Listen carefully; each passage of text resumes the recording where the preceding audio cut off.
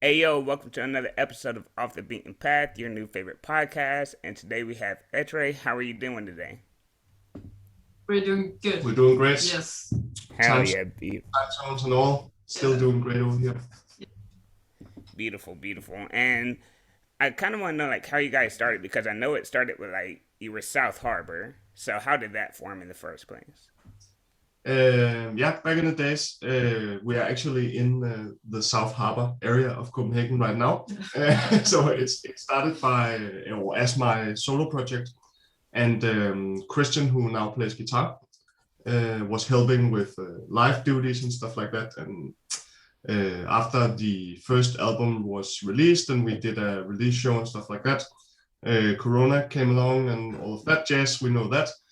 And we just started writing music together, and it just sort of organically grew into a new project in a way, just standing on the shoulders of what we did together. So Freja came along as a permanent vocalist. Before we had seven feature vocalists, and that was kind of a mess and really hard to pull off live.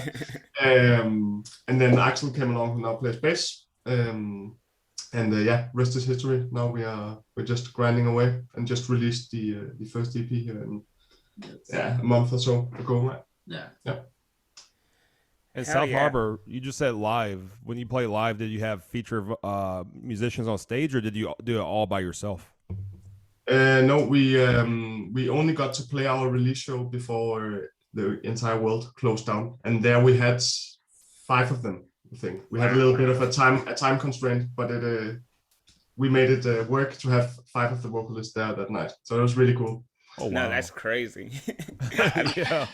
And I hate trying to get with like one band to make sure everyone's there at the venue on time. Like, I, I know. yeah, that sounds crazy. I've never heard anything done like that because even y'all's first album, it was all like featured vocalists. What was the I guess the idea behind that? Yeah, it's a bit of a fun question because when I started writing music, it wasn't supposed to have vocals on it, and that I think it translates a little bit because some of the songs are pretty odd and pretty technical. Impossible to do. Yeah. But some way down the line, I figured out, oh, I could have vocalists on this, and then why not have 8 vocalists or something like that? So it just kept growing, and it kept growing. And yeah, that's just how it ended up. And I have a lot of really talented friends, it seems, Right. who are Yeah. really, really great singers. Yeah, and on a side note, no offense, but I've always said, as you already also mentioned, that vocalists are the most horrible people on earth to work with most of the time. So I Yep. really shot myself in the foot there. Yeah, you did. Yeah, you could have had like five, six, seven, eight different bass players or drummers, but you're like, nope, let me go with the ones that are most picky, the most anal. Let's go with vocalists to I think feature he on saw all the like a music. Slipknot video. And he's like, but what if all of them were Corey? Right. All of them are Corey Taylor. They're all vocalists. That's crazy. I like Holy that. shit, And that's funny. um also at the beginning of your Instagram, you talk about you lost half of your members, you were thinking about quitting, giving it up. How did you lose the members and how did you keep trucking along? Oh yeah, you've been deep in the Instagrams. We were right after, I think it was maybe 6 months before the first Corona wave or so. We had a pretty solid live band with Christian, who are still playing guitar. We had a cool bass player and drums and stuff like that, and we're beginning to sort of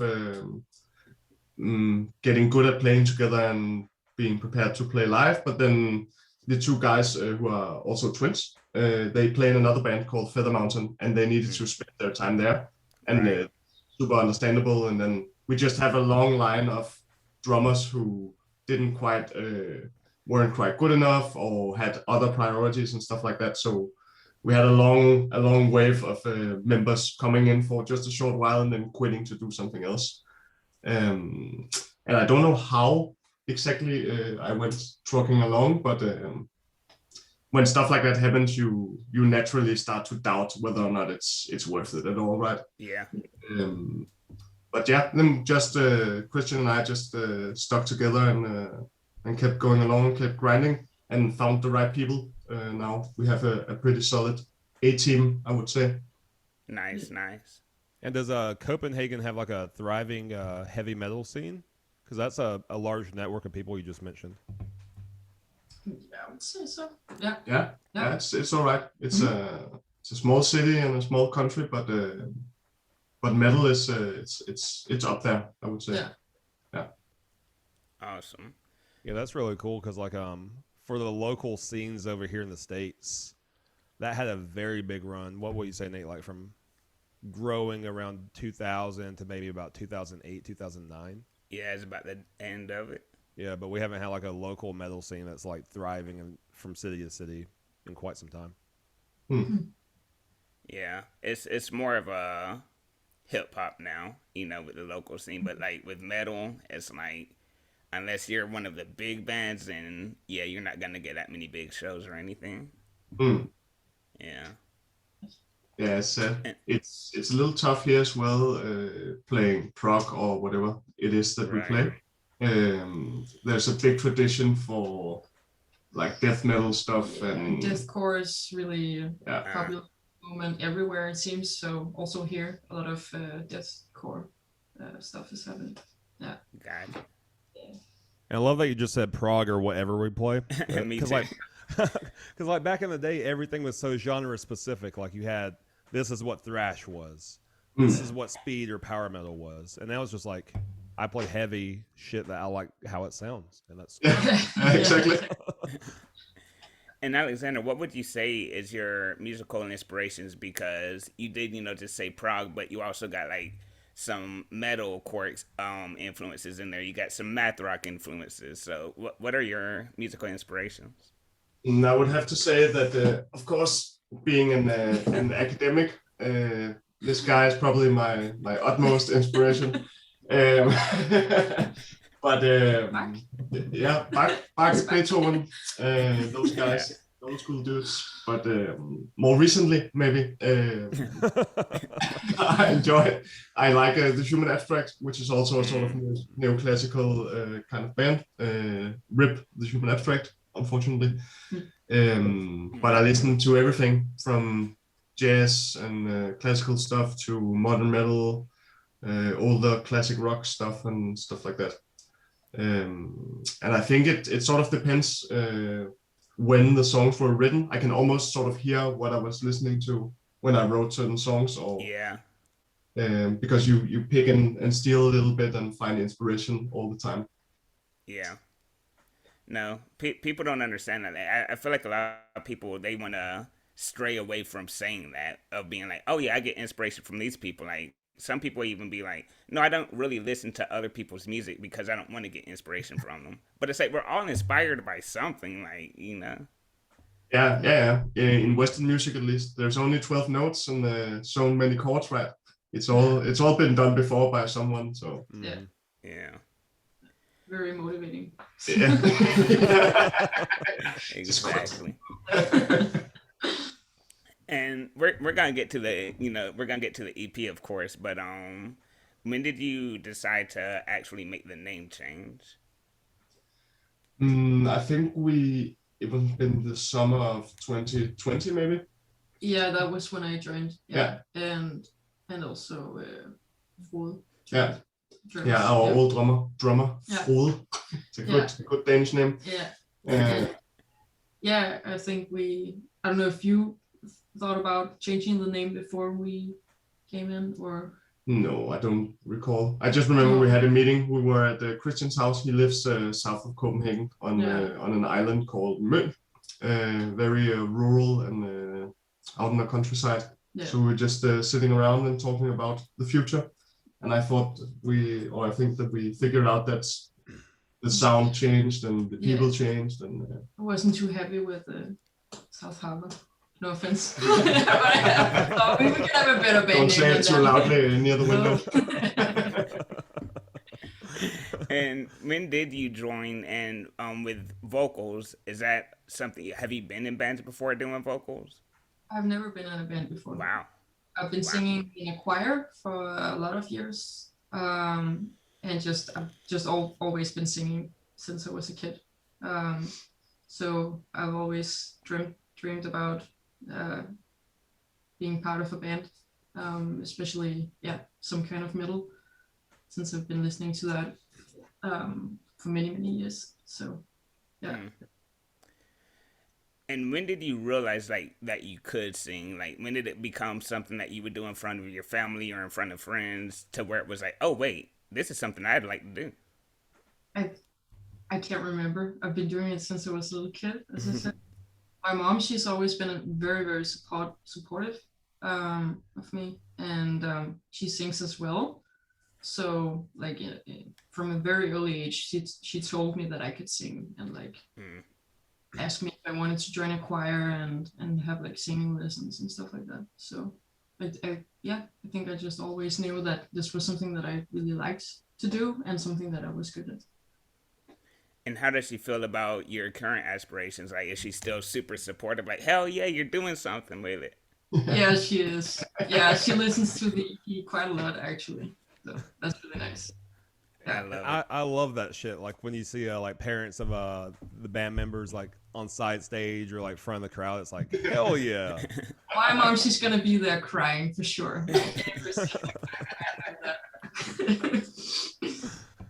I love it. And also, do you write on pen and pad or do you write in like your phone notes when it comes to lyrics? Both. Like I have a book that I write in, but I also, when I'm like out and about, I have my phone, of course. I use that, write notes there. Yeah. And like when you're writing notes, I'm sure that's more of a an idea just popped in my head. If I don't write it down, I'm gonna lose it. Yeah. But when it comes to like sitting down with a pen and a pad, do you feel a different creative process flowing out of you? Yeah, sure. Yeah. It's another thing to, I don't know what it is exactly, but yeah, to get it out through my hand, kind of. Yeah. There's something weird about that, and I agree. And I don't know what it is either, but there's something about that that's like almost like primal, like writing on a rock or on, instead of doing this digitally on your phone. Yeah, true. Yeah, there's something there. And also, to get to the EP, either one of you can answer this question, but what was your, I guess, message to the people, or what did you want people to get from it, from this EP? Oh, that's an excellent question. Have I even thought of that? I don't know. No, but I think, at least from your perspective, it's super personal with the lyrics, and I think it should be like that. You have to sort of be able to translate those emotions when you're the one singing them. But for me, I don't care super much about lyrics. No. I'm more of a melody craft kind of guy. But I think I wanted to sort of we write in Guitar Pro and stuff like that, but no matter what, it will always sort of be an expression of, or a snapshot of, what was I feeling in that specific point in time. So in some way, it is also emotional for me, even though I'm not writing the lyrics or singing the melodies, but there's something there in the riffs and the music and the way it's built. But I'm not sure there is a specific sort of thing that I wanted to say. Vote left or whatever. But I see what you're saying, because even you were talking about, you originally started this without the idea of a vocalist even being in it. And in instrumental music, you really have to convey a message of what you're feeling at that time. Rather the person hearing it gets it or not, it's what you were feeling at that time, and you just let it out through melodies. Yeah, exactly. I think the most lyrics that I write is the sort of demo title. Oh, yeah. I changed them. Yeah, so I'm out. Some of them, yeah. I would say I have like kind of a message in like the overall theme of the EP and with my lyrics in general. And it's most often just about facing your shit, like Yeah. feeling your feelings, and yeah, the whole thing about if you suppress what you're feeling, then you won't get anywhere. You won't get further. Like it's not gonna go away. You have to be with it, and yeah, I don't know. I always return to that theme. So a lot of the lyrics are about that in different ways, like tackled from different angles. No, and it's a good theme and something my mom told me that has never left me. It's always stuck with me is don't run away from your problems. Face them head on, because if you run away from them, they're gonna come back later in life, and it's gonna be 10 times worse than if you would have just faced it head on. And that's something you talked about a lot in Sea of Spectrum. Is don't run away from your problems. Don't go and hide. Like, no, it sucks and it's gonna be horrible, and I know you're scared, but face that shit head on. Like, I love that. Nice. Yeah, and I want to do a deeper dive into some lyrics here in a second. But one thing I think is really cool, not just about this EP, is that y'all started a trilogy. So this is part 1 of 3. Where did that concept come from?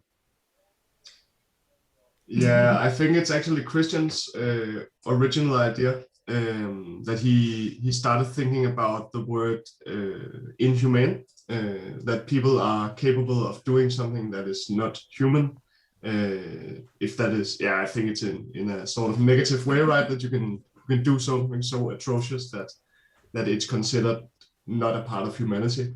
And we started jamming a bit on that, and suddenly we found ourselves with 15 songs that we thought was quite good. And we didn't want to sort of scrap them or make a super long album or something like that. So we came up with the idea to do something shorter and a little more digestible. And we found this human theme, which is it's been used a bunch of times literature-wise and probably other albums as well. But having this sort of segmented, or this spectrum of what it is to be human seemed like a really cool idea. And luckily it fitted right into what you were sort of into before. What I wanted to write about. Yeah. So that was perfect. Nice. Very. Yeah, I love it when like a I perfect that. storm comes together like that. Yeah. Yeah, my perfect. Yeah. When it all meets up and it's like, oh yes, our ideas mesh perfectly. Hell yeah. It's almost like it was like meant to be. It's like that tug of war between, okay, fate and this was going to happen anyways, and also this idea of like autonomy and like we make our own decisions. Like it's both, really. Yeah. It's think if one of y'all were like born in the States and the other 4 were born in Denmark, like it would never fucking happen. no, True. probably not. No. So that's cool.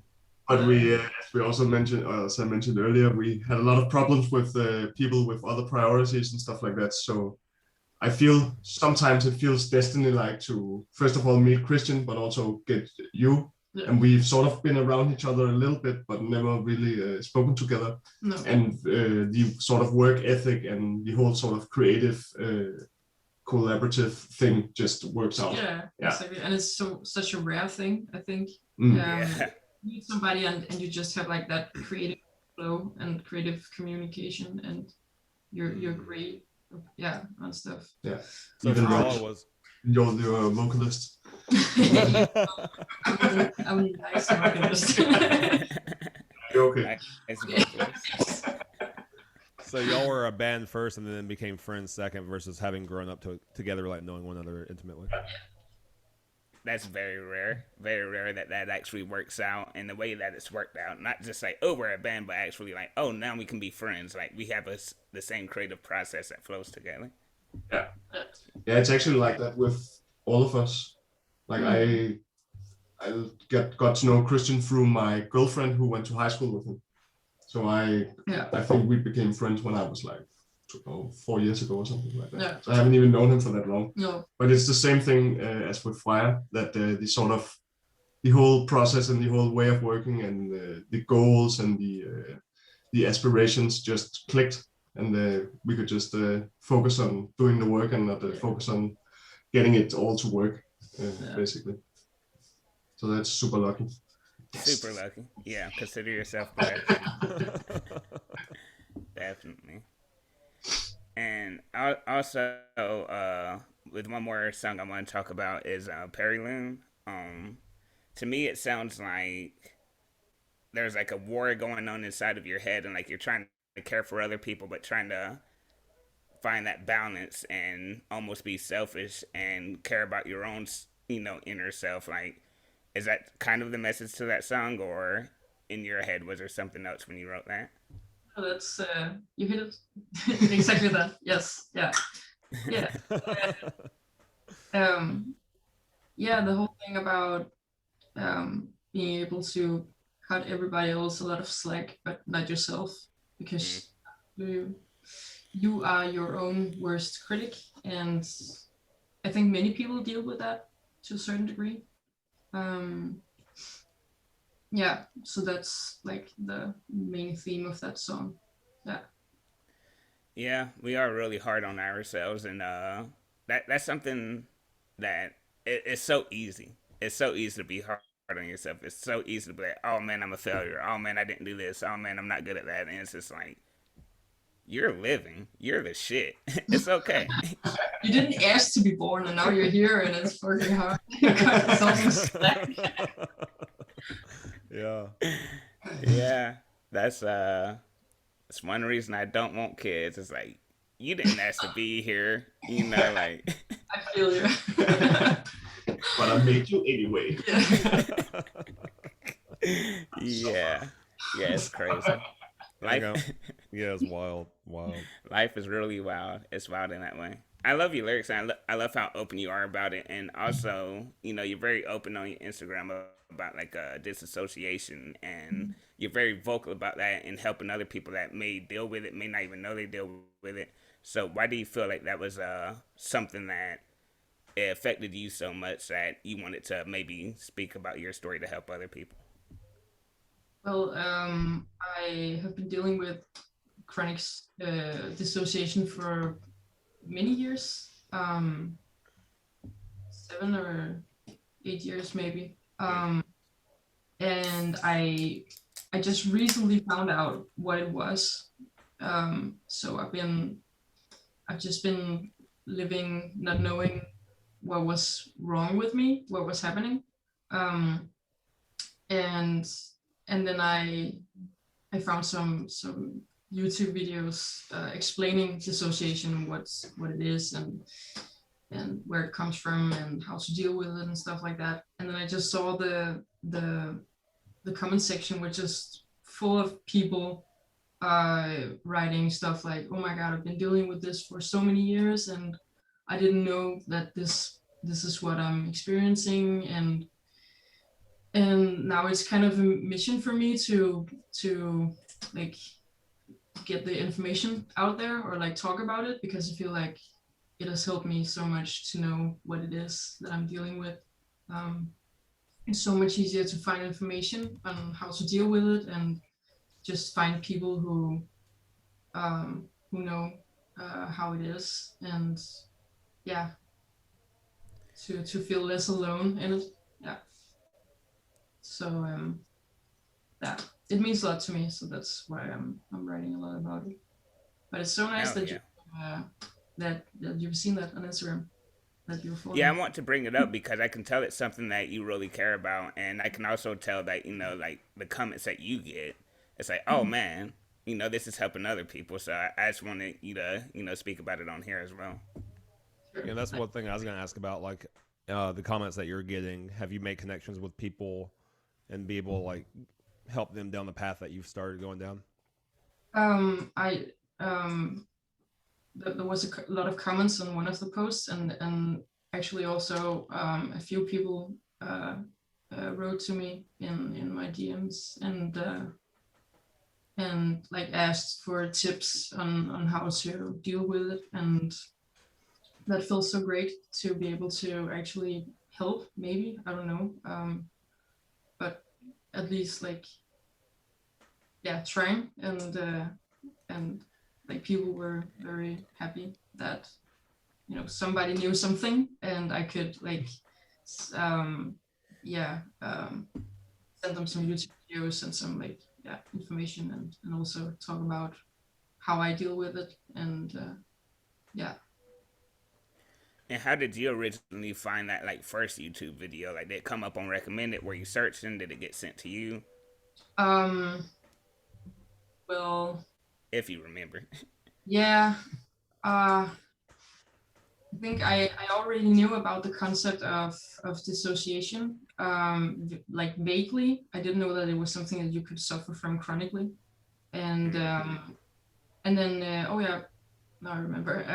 One of my good friends, his girlfriend, she suffers from it as well, and they just got together like not long ago, and I started talking to her, and she told me about her dissociation and like described it, and I was like, this is what I'm experiencing. And then I started to like search for that and found a lot of experts talking about it. There's not a lot of stuff out there because it's not a very known thing. Not a lot of therapists or psychologists know that much about it, it seems. So you have to dig a bit, but yeah, it's out there. So yeah, that's how I found it. Oh yeah. Mm. Yeah, thanks for sharing. I know it's helped some people out, and you know that's awesome that you're being selfless because you're putting yourself out there to help other people. So that's awesome. Thank you for bringing it up. Really nice. Definitely. And I want to go back to Perilune right quick. I had to look up the definition because it might be Me a too. Danish word. I was like, I've never said that word in a conversation. Yeah. But I found it's not. It's actually, I guess, like an astral word or space word. Space word. So tell us what Perilune means and why you wanted to use that to draw a metaphor to what you did. Yeah, I can start. I'm pretty sure I know what it means. Okay, great. If not, I wrote down the definition. Then cut it out. But it's an astronomical term, and did I come up with it? You came up with the title, that's why I'm leaving this to you. I'm but I know the definition as well. So I'm a genius. yes, you are. It's about the orbit of satellites or the orbit of other stuff, and we have actually another song coming. We just sat here and talked about it. Yeah. Perilune and Aprilune, which are the furthest away and the closest to this orbit point. So Perilune is when a satellite is in its orbit closest to the moon, and Aprilune is when it's furthest away from the moon. So I used Perilune as a metaphor for being like so close but never there, like in the lyrics. Yeah, so that was a fun process to have that like title Perilune, and he was very happy for it. So I was okay. I need to go with this. I wrote something for the band. Yeah, he wrote something. And then I was like, okay, I'm gonna, I'm gonna find a way to use this as a metaphor. Yeah. I think actually originally way back, I think Perilune, the first demo of Perilune was called In an Eternal Orbit. Okay. And I thought it got a little long and proggy, so I probably wiki searched something about orbits, and I found Perilune and thought, it's cool. Yeah, I was just thinking, I've never like had a conversation over breakfast, be like, hey man, you hear about the Perilune that happened the other day? Like it's never done that before. It's a space word. Space word. But I love the connection of that metaphor. Yeah. And to stick with the metaphor, why do you think there's so much gravity pulling us outside of ourselves, looking for something that's already inside of ourselves? Yeah, that's a good question. It's a funny thing now I come to think about the like the cultural differences between the West and the East. Like in Buddhism, I've heard monks talking about this this concept of low self-worth. It's like not really a concept in certain countries, and yet here it is like a huge concept. Like we're not taught to get to know ourselves when we go to school. We're taught about the world. We're not taught about like how to get to know yourself. And yeah, and I think that's part of what is wrong with the society. Yeah. Yeah. Yeah, that's another reason I don't want a kid, because school is bullshit. Yeah. I feel like That shit was set up to make workers. That's all it is. yeah, like after 5th or 6th grade, I feel like they should just wipe everything that they've done and make new textbooks and be like, this is what we're doing now. Like, I've learned about George Washington. That's cool. I don't need to know about him anymore. Like, right. I learned my multiplication tables and my division. Give me some real shit. Teach me about how to fucking, I don't know, invest in stocks. Wealth management. How to build my own house and how to do taxes. Exactly. In nature, like change my oil. I actually I work as I guess the equivalent is high school teacher. And it's something I think about a lot as well. My students they are there for 8 hours a day, and they're just totally mashed potatoes when they go home. So it's not really a great sort of learning environment. The whole sort of setup is flawed in a way. Yeah. And of course I have to teach them certain stuff because they have to go to a test at some point. But I try to sort of engrave critical thinking and sort of learning yourself how to learn skills. Engrave that in them, so when they have the time and they don't have to go to school anymore, they know how to sort of make their brain pick up stuff and be interested in new things and stuff like that, right? So I think that is the best I can do in this kind of system. But they're really good at reading on the internet and then just believing everything, right? So trying to get them to think a little bit and be critical is super important. I think at least in today's world it is very important. That's good. Good work. Thanks. Yes. Yeah.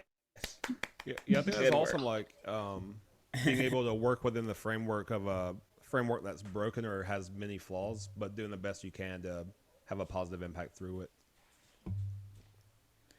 But that's the people that's the teachers that I remember. I remember two types of teachers. I remember the teachers that were super assholes to me, and I remember the teachers that took extra time with me. I don't remember the teachers in between that just taught the class. But if you were a complete asshole, or if you took the time and was like, Nate, you can do this shit, then I remember those. So I'm sure you got a lot of students that are probably going to remember you as well.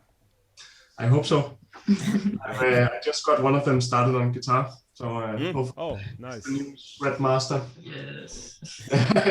Nice. Yeah, rock and roll. Like for me, Steve Brock, he showed me that reading was fun and that you could have a passion for reading. That was 10th grade. I'll never forget that, dude. Nice. Yeah. Exactly. And it's such a simple thing, but you need someone to teach it to you that this is actually a really cool thing that you can dive into for the rest of your life, right? Right. And if there was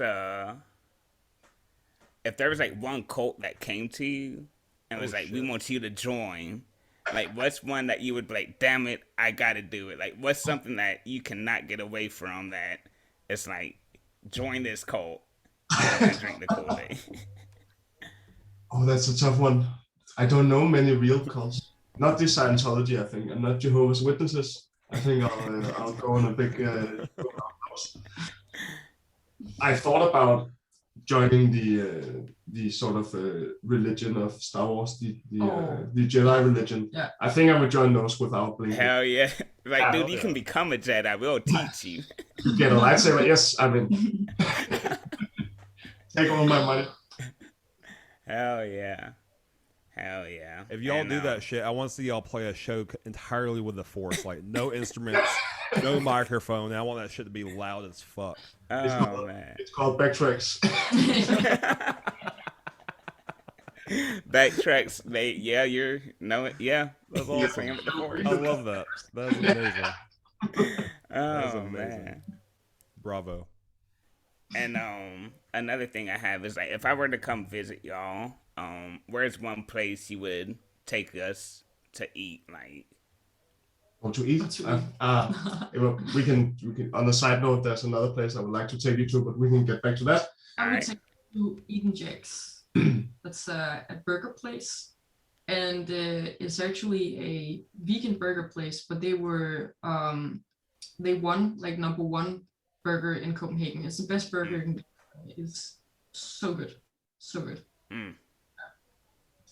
yes, that sounds amazing. Yeah, but it was not for food. You should definitely go to Christiania. Yeah. It's a trademark Copenhagen place. Sort of Freetown stuff. A lot of weed. Yeah. And mostly weed. Yeah. Cozy place. People have built their own like funny small cozy houses, and it's And weed. and weed. A lot of weed. Actually, good falafel and good kebab as well. Yeah. I would say Yeah. it's been better. A lot over of the years. events as well. Yeah, like, concerts and dancing events and stuff like that. Yeah. In the summer, it's just totally crowded with Danish people. It's so nice. Yeah, it's crazy. Yeah.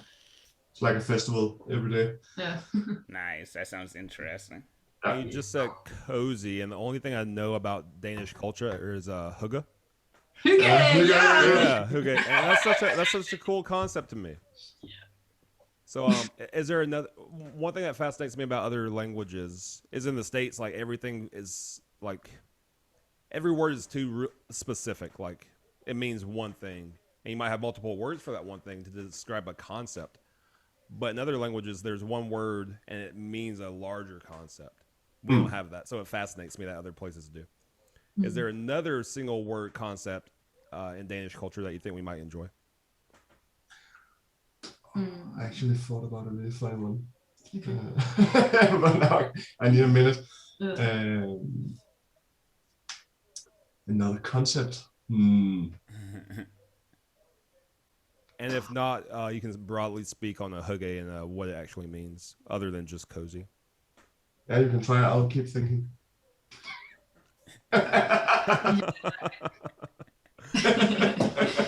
Like we're going on a music podcast and we're talking about coziness. we get deep. So deep. I don't know if there's any better way to describe hygge than cozy. I think cozy is the closest thing. Yeah. It's a sort of umbrella concept for having a good time, if that is with your family or with your friends or whatever. So it's both watching friends in the couch with the blanket, but it can also be a family dinner or something like that. Yeah. Interesting. Yeah, it's a very famous concept. That's, Yeah. The Danish pride is it seems these days. And since we're talking about language, since you both know Danish and also English, something I saw Lex Friedman say, and I'd never thought about this before he said it, was Russian, he said Russian is more romantic than English because you can say more things and express yourself, even if you know English really good and Russian really good. So when it comes to like Danish and English, have you noticed any differences of being able to explain yourself better in one language? Yeah, maybe I'm super biased because I'm an English teacher. Yeah, but I would say as well, there's like a lot of different words for the same thing compared to Danish. Yeah. Yeah, most of the time, there's a lot of synonyms and I actually feel like it's sometimes easier to explain yourself or to express yourself in English because you can choose these very sort of specific words that maybe sort of mean the same thing but are sort of very mood specific. So in this certain situation, atrocious is better than some other word, right? Yeah, and then one word for it. Yeah, most of the time, unless you're a super old school Danish speaker. Then there might be. something like that. And do your internal feelings take place in Danish or English? Danish. Yeah, Danish. Yeah. Can't run from that. And to get back to the EP, you know, and talk about some music, because that's what we're here for. You're like, what the fuck did we come on to? Like, It's a language podcast. how did you structure the album? Because the opening song with the drums coming in and it building up, heavy bass, and then to the ending and everything in between. Like, how did you say this is song number 1 to song number 5? I think it's actually mostly us who sort of takes care of that stuff. Yeah, I think the others, they just read. Yeah, it was the right choice. It was the of right course, choice. I agree.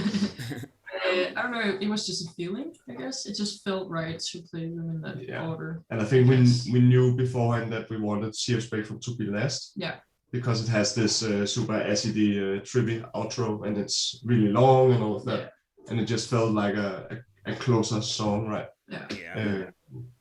And then we listened to all of the tracks a bunch of times, and we sort of got the sense of how we wanted it to fit together. Yeah. It's not one of those releases where the songs are written together. Like there's no direct transition between the songs or anything like that. It's something we enjoy, all of us, I think, that we're probably gonna do. Someone we have on the next EP. Yeah. We actually have one of those transitions. Uh-oh. Uh-oh. Yeah, I'm excited to hear that. It's coming. I'm excited to hear that. I hope you have 15 minutes. 13, sorry. It's still long. I miss the long songs. Like in this TikTok culture, we don't get long songs anymore. No. It takes you on a journey when somebody does that for you. Yeah, exactly. I feel the same way. Long songs, and also listening to records as they are intended all the way through, instead of listening on shuffle on playlists and stuff like that. But it feels like to make it or to get a lot of streams or whatever it is, you need to get to your fucking chorus as fast as possible, right? And make it super huge, and the rest sort of doesn't really matter. It feels sometimes. We're not that kind of band. No. Thank you. Yeah, and there's definitely a niche for listening to your type of music, and I imagine it creates more of a community around your fans too. Yeah, we hope so. We're still really new, and the first release just got out a month ago. But it seems like we have a crowd of people also virtually who sticks around and cares for what we do. Yeah. So that's really cool. That's almost the best when people react positively, right? Yeah. And have you found a good way, because it's so noisy online, because there's an app for everything and everybody's all over the place on social. Have you all found like an efficient way to engage with those people that do stick around? I think we're old school in that way, right? With Instagram and Facebook. Yeah, mostly Instagram. Yeah. But we make a big deal out of responding to everybody. If that is comments or they write DMs and stuff like that, doesn't matter how small the thing is that they write, we always respond. And if people write us emails and stuff like that, we always respond in some way or another, right? Yeah. Because it's an effort for them to, even though it's just a click or whatever it is on a keyboard, it's an effort mentally at least also for them to engage with us. So I feel like it's our duty. It's our duty, but it's also just really nice that people cares and that people listens to our music, and I get so happy every time I see a comment. I'm just like, thank you. Nice. Yeah. And earlier I asked, what was your general message or what did you want people to get from it? To piggyback on that, what has been the actual reception? Like, has it been 9 out of 10 positive? Has there been any negativity about it? Mostly positive. Yeah, it's been mostly positive. I think we got. I think we got one review that was actually the overall rating was actually okay, but he kind of shit on us a little bit. Yeah. but I don't care much. No. Yeah. But people are really kind, and actually I think we got a lot more exposure and a lot better response than I thought we were gonna get. Yeah. But we also did a lot of guerrilla warfare promo wise. Yeah. We have an Excel spreadsheet with contact information and stuff like that. So we went the manual way. Yeah. We just contacted a lot of reviewers and radios and places like that. And same with you guys, right? We just went the good old knocking on the door. Yeah. We were glad to open. Yeah, 100%. Yeah, as soon as I listened to the first song, I was like, and there's an EP coming out in like a month. Yep, come on. I already love it. Yeah, kind of behind the scenes too, like Nate and I both reach out to bands, and a lot of people reach out to us through the podcast too. But like if it's a band or an artist that I think Nate might be on the fence, I'll send them to him, and vice versa. And he's like, hey, we just have these guys coming on this date. And I was like, okay. If I don't have to listen to it beforehand, it's some good shit. Yep. Yeah. Yeah, if I don't have to send it to Bobby and be like, hey, do you approve of this? It's a little weird. I was just like, hey, this band's coming on at this time. I was like, all right. Nice. It's some good shit. Thanks. Yep. Most definitely. And there was another question. Oh, you got it, Bob. Yeah, go. So one thing I don't think we talked about is the name of the band. We talked about the name change, but what does Être mean? Être means to be in French. Oh. I like that. You do play academical rock metal, so Yes. it has to be French. Yeah. So we got space words, we got French. Yeah. Philosophy, existentialism, Yes. eternal dread. Yeah, we got it all. I think it was actually our old drummer who came up with the name. And it was. again, like I'm not really into lyrics and stuff like that, but I like things that looks good in writing. Yeah. Also for logos and stuff like that. And it sort of had both things. To be or to exist or whatever it is. Was a great meeting, especially when doing this human trilogy thing. Yeah. And it looks super awesome in writing. Just switch the E around and then you got it. I like that. I like that a lot. And what's cool about y'all's creative process while having like dived into it, it sounds like it's super collaborative because like the drummer came up with a name. You came up with the idea of Perilune for the song title, but Freja was like, oh, I can run with this metaphor. I'm going to do all the lyrics based on this. Instead of like having one centralized leader, I guess, for lack of a better term. Was that intentional or did it just kind of happen that way? I think it was, for me at least, it was intentional. With the solo project stuff, I got the habit of being the one in charge because there was no one else. So I sort of had to do all of it, and it was definitely intentional to sort of lay as much of that off as I could, to have the others come in because I knew it would change both the music but also the band as a whole, right? The more the dynamic changes, and it also makes the other guys feel more in it, so to speak, or whatever, when they have something to say as well that counts as much as what I say or what somebody else will say, right? Democracy. But it really matters with work ethic and stuff like that.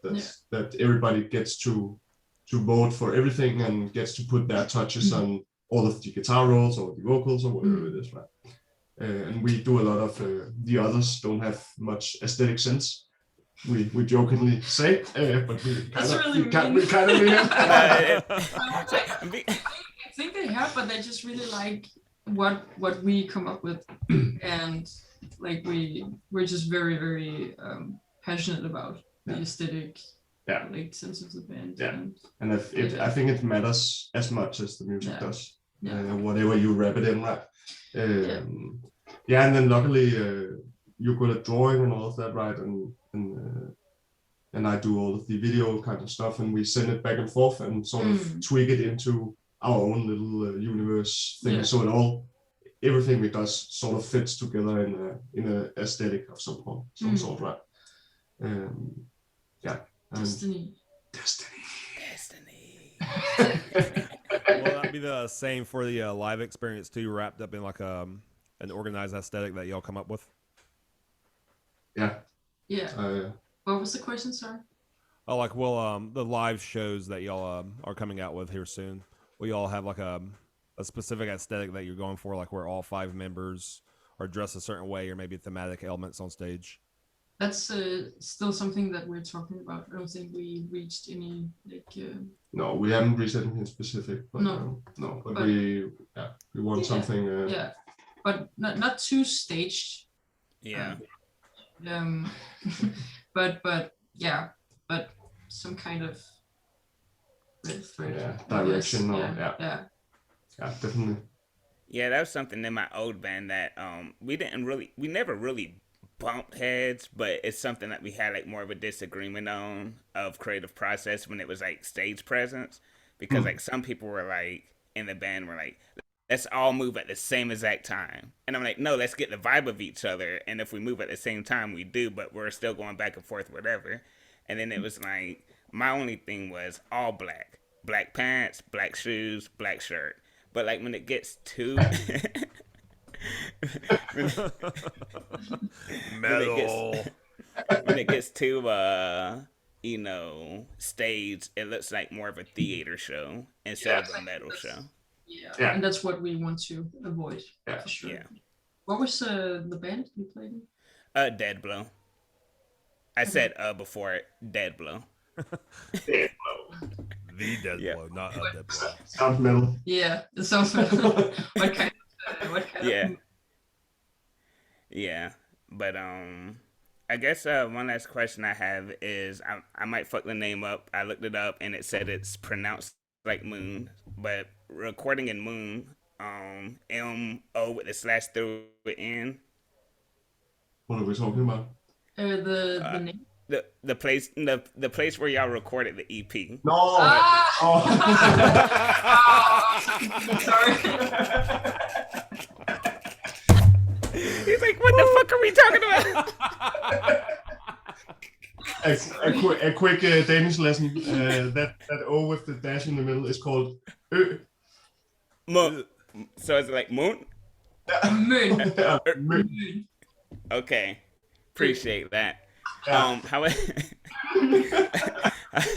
is it like recording there, and did that change any of your creative process recording in that countryside? Yeah, I think so. Yeah. Because there's so like there's just calm. Yeah, it's very relaxing to be in the countryside, and although you're not outside necessarily, it just, you can feel it kind of. There's not that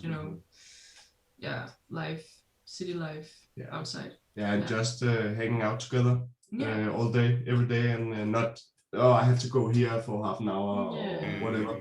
There's nothing to do other than the work that we brought with us. Getting some gin tonics and some wheat. And, smoke some bug and watch Annihilation. Some gin and tonics. That sounds good. Hell yeah. And what's something that you learned maybe about yourself, about someone else, or just anything in this in the recording process of this EP? And that's a question for both of you. Yeah, I think all of us get smarter every time we do it. Sure. I have this sort of technical hat on with interfaces and recording and our in-ear monitor stuff and all of that. So I definitely get smarter every time with new techniques and do's and don'ts. And also, guitar-wise, every time I just want to do it better than I did it before, right? And I imagine you feel the same way. Yeah, I learned new stuff about my voice and what not to do and what to do. For example, I found out drinking coffee is so bad for the voice. It just fucks it up, and it also disturbs the breathing. Like it makes you more surface level. so you can't really, at least I can't, like, get properly down into my lungs, and that's shit when you're recording. Yeah, that's I'm just drinking tea now, and yeah, I learned that. Coffee is great for guitar solos, though. Oh yeah, I know. Yeah. Itchy, and you have to. Yeah. 50% increased movement speed. Yeah. No, the sweeping y'all do, like, I've never been able to sweep. Well, first I can't play guitar, but you gonna do something for us? Oh, okay. Oh. Oh, that's awesome. Hell yeah. Yeah, who doesn't want 2 guitar solos in one song? I definitely want it. I'm signing the petition, 2 solos per song. Oh, I miss guitar solos like modern metal here in the States. Like I guess that's a way of putting like the past behind them, and they don't really play guitar solos like they used to. No, not really. It seems to have fallen out of fashion a little bit. Yeah, it's more breakdowns and genty stuff. Yes. Yeah. Yep. By the way, if you look up Dead Blow, that's what we are. We're breakdowns and gent stuff. Yep. But I like that kind of stuff. Yeah. I'm sorry for it. Hell yeah. And now that the world's starting to open up a little bit, Europe has some amazing metal festivals during the summer. Do y'all have any that you're planning on checking out? We have a Roskilde Festival in Denmark, which is not a metal festival, but yeah, fuck that. This year, yeah. We have Copenhagen. Yeah. That's like the only the only metal festival we have in Copenhagen, I think. That's pretty big at this point, and it's a really, really nice. It was actually it won a prize for the most. I think it was hyggeste. Eller også var det sødeste. Something like very sweet. It was the most sweet festival or something like that, or the most coast. I can't remember, but it's a really nice festival. Yeah, I'm going there this year. You're not? No, I'm not. Not Why this not? year. Nah. I bought a house. Oh I yeah. have to fix. Yeah, he bought a house. Amen, brother. Amen. In the gulag for the entire summer. Yeah, the Russian working camps. Oh, know your history, goddamn. Oh my god. But I thought about, I'm not sure I'm gonna go this year, but I looked at, is it Dutch Arctagent? Arctagent, I think it's called. Yeah, a big festival. Tesseract, Myrtle is playing as well. Okay. The Ocean, my favorite band. Hell yeah. Yeah, so definitely. But that's Dutch. That's in. I think it's Dutch. Yeah, something like that. Yeah. Europe stuff. Yeah. Talk funny. Yeah. Yeah. But worse. Hell yeah. Well, is there any last message that you want to get to your friends, family, lovers, haters, enemies? For the haters. Fuck you, haters. No, I think we could do a classic one and say thank you for all of the support. And thank you for YouTube for having us on. It was really awesome. Yeah. I'm really positively surprised. You never know what kind of questions you get. No, exactly. Really good questions. Yeah. And really nice to dig deeper into lyrics and stuff like that. Yeah. We've done a few interviews already, but I think these are the best questions. Yeah. I want to award you a prize for the best questions. Well, thank you. Can we get the statue of Beethoven or Bach? I'm not sure, but I can find another one for you. If you come along, I'll take you to Christina and I'll give you a statue of Bach. Hell yeah. That's a promise.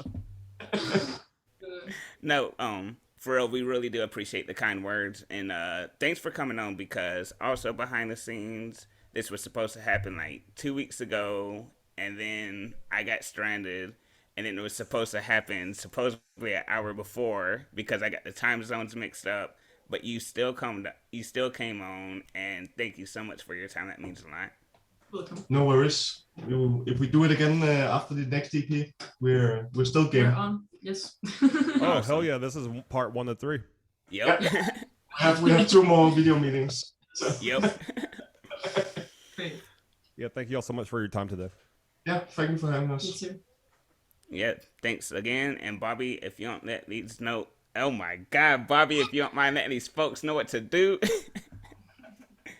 Hold on 1 second. So one of my favorite part of this podcast is sometimes Nate's inability to speak.